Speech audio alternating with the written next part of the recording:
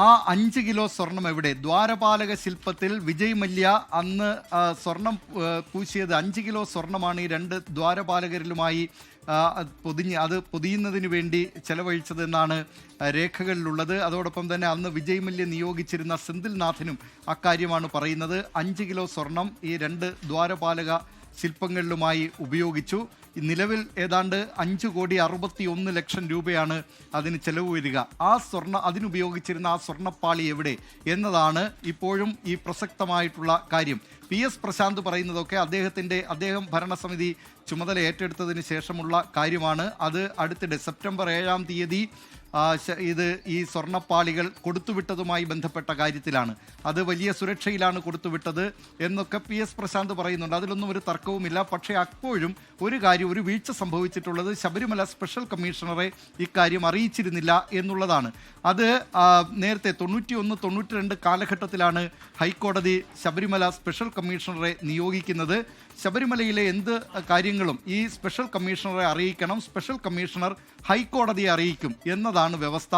പക്ഷേ ഇപ്പോൾ ഏറ്റവും ഒടുവിലായി PS പ്രശാന്തിൻ്റെ കാലത്തും ഈ സ്വർണ്ണപ്പാളികൾ അവിടെ നിന്ന് കൊണ്ടുപോകുമ്പോൾ ആ കാര്യം ഈ സ്പെഷ്യൽ കമ്മീഷണറെ അറിയിച്ചിരുന്നില്ല.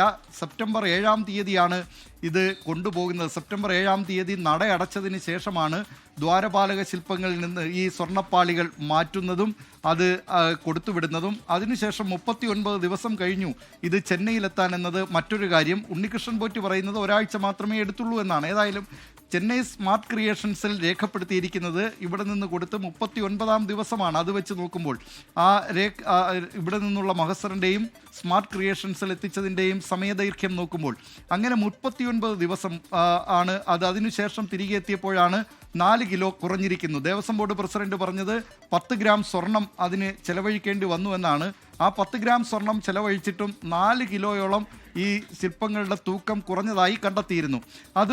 അതൊരു കാര്യം. പക്ഷേ ഇതിൽ ഒരു ഏറ്റവും പ്രധാനപ്പെട്ട പ്രശ്നം ഉയർന്നു വന്നിരിക്കുന്നത് 2019 Padmakumar president KP Sankaradas, A Raghavan എന്നിവർ അംഗങ്ങളായുള്ള കാലത്ത് അന്ന് ഈ സ്വർണ്ണപ്പാളികൾ അഴിച്ച് അവിടുത്തെ ജീവനക്കാരാണ് ഒരു പരിശോധനയും ഇല്ലാതെ ദേവസ്വം വിജിലൻസിന്റെ സാന്നിധ്യമില്ലാതെ ഈ സ്വർണ്ണപ്പാളികൾ അഴിച്ച് ഉണ്ണികൃഷ്ണൻ പോറ്റിയുടെ കയ്യിൽ കൊടുത്തുവിട്ടത്.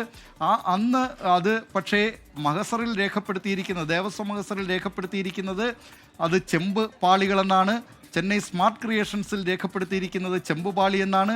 ഉണ്ണികൃഷ്ണൻ പോറ്റിയും ഇന്ന് പറയുന്നു ചെമ്പുപാളി എന്ന്. അങ്ങനെ ഈ ചെമ്പുപാളികളാണെന്ന് കൊടുത്തുവിട്ടതെങ്കിൽ വിജയ് മല്യ 1998 സ്ഥാപിച്ച അന്ന് അവിടെ ഈ ദ്വാരപാലക ശില്പം മാത്രമായിരുന്നില്ല, മേൽക്കൂര, ശ്രീകോവിൽ തുടങ്ങി ഇതിനെല്ലാം കൂടി ചെലവഴിച്ചത് 30.3 കിലോ സ്വർണമാണ്.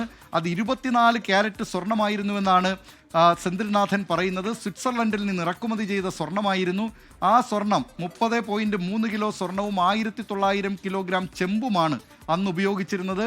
ആ സ്വർണം എവിടെ, ആ സ്വർണ്ണപ്പാളികൾ എവിടെ എന്നതാണ് ഇപ്പോൾ പ്രധാനമായും ഉയരുന്നത്. ഇക്കാര്യത്തിൽ അന്വേഷണം വേണം എന്ന നിലപാടിലേക്ക് ഇപ്പോൾ പ്രതിപക്ഷമൊക്കെ എത്തിയിരിക്കുകയുമാണ്. SK, ലോകത്തെവിടെയായാലും ഏത് സമയത്തും 24 വാർത്തകളും ഓഗ്മെന്റഡ് റിയാലിറ്റി പാക്കേജുകളും എക്സ്പ്ലെയിനറുകളും വിശദമായി കാണാൻ ഞങ്ങളുടെ YouTube ചാനൽ നിങ്ങൾക്ക് സബ്സ്ക്രൈബ് ചെയ്യാം.